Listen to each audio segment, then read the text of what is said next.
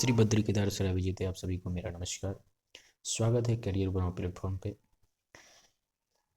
तो एमसीसी ने वो नोटिस रिलीज कर दिया है जिसको वो स्ट्रिक्टली फॉलो करता है 2022 से।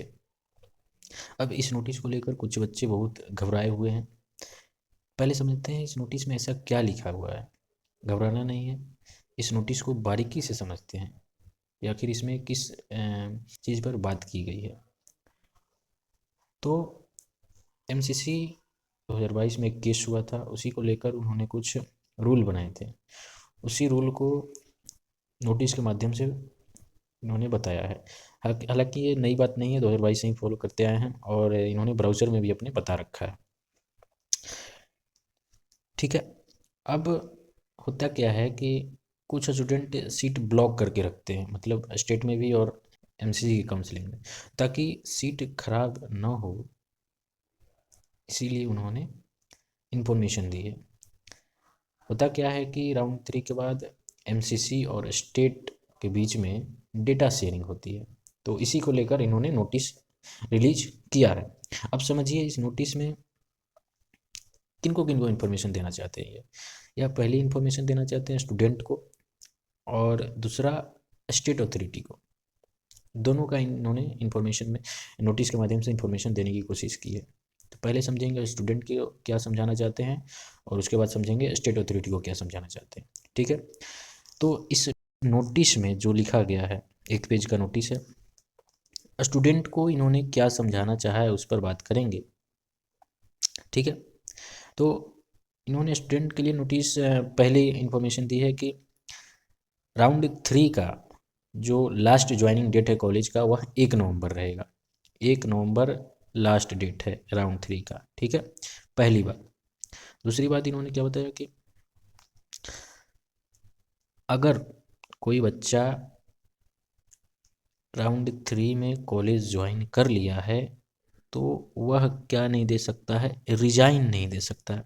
There is no provision of resignation in the 3rd round. अगर आपने राउंड 3 में कॉलेज ज्वाइन कर लिया है तो you can not give resignation.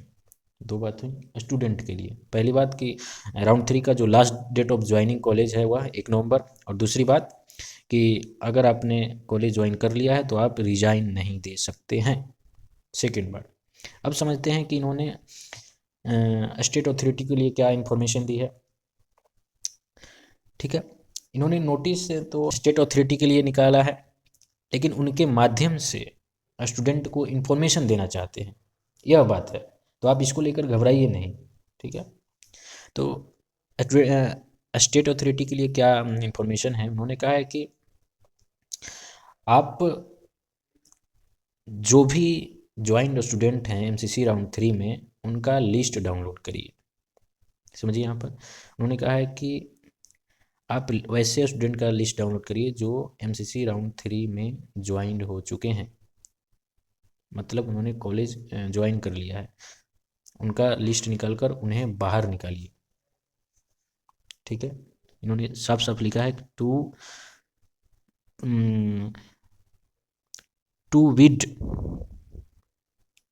Weed out वैसे स्टूडेंट जो एमसीसी राउंड 3 में कॉलेज ज्वाइन कर लिया है। ठीक है, to weed out the candidates of all India quota round 3 before seat processing. ठीक है, पहली बात तो ये बताई है कि जो स्टूडेंट ज्वाइन कर चुके हैं उनका लिस्ट निकालिए और उन्हें बाहर कर दीजिए। ऐसा नहीं कि जो उनको केवल कॉलेज अलॉट हुआ है, ऐसा नहीं, जिन्होंने कॉलेज ज्वाइन कर लिया है वैसे स्टूडेंट को इन्होंने बोला है। ठीक है। अब यहाँ पर दो केस समझते हैं। फर्स्ट केस, ऐसा कोई बच्चा जिसको एमसीसी राउंड 3 में कॉलेज अलॉट हुआ बट वह कॉलेज को ज्वाइन नहीं किया। इस केस में वह स्टेट के राउंड 3 में एंड स्ट्रे वैकेंसी राउंड में दोनों में पार्टिसिपेट कर सकता है। क्या, कैसा कोई बच्चा जिसको एमसीसी के राउंड 3 में कॉलेज अलॉट हुआ बट नॉट ज्वाइनिंग, तो वह स्टेट के stray vacancy round and round 3 में अभी भी बना रहेगा।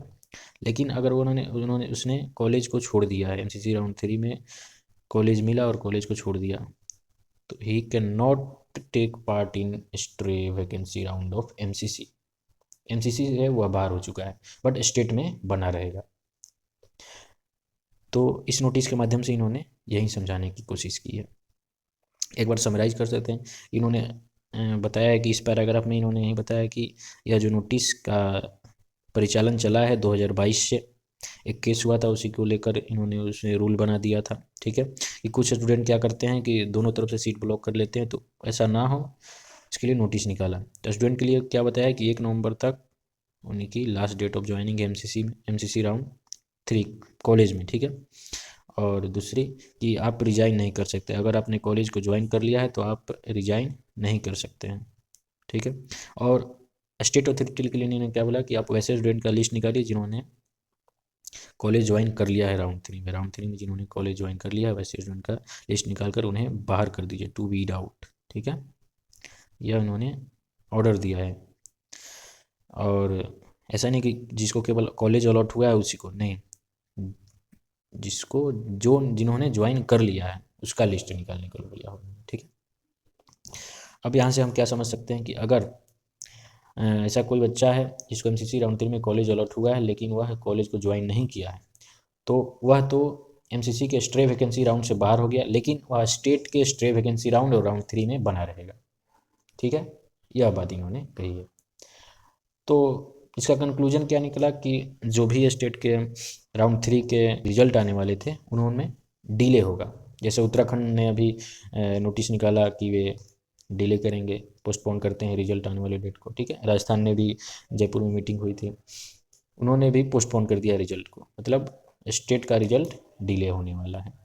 ठीक है, तो इस नोटिस के माध्यम से इन्होंने यही समझाने की कोशिश की है, घबराने की बात नहीं है। ठीक है, तो बने रहिए। जय हिंद, जय भारत।